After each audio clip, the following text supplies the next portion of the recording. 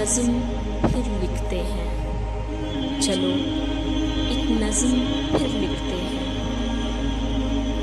किस्सा लौट आने के वादे का लिखते हैं और उस वक्त तक मुंतज़िर रहने का लिखते हैं। जब कोई वादा ना भूले और चुपके से लौट आए, लिखते हैं समाते मुंतज़िर हैं कदमों की आहट की।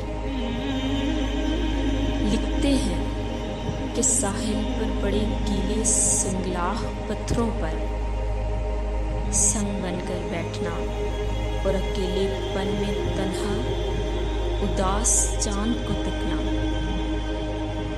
तकते तकते चौंक जाना और मध्यम सितारों को गिनते रहना, गिनते गिनते भूल जाना, फिर सरकश मौजों से कहना, आज कितनी मौजों ने साहिल पर दम तोड़ा है।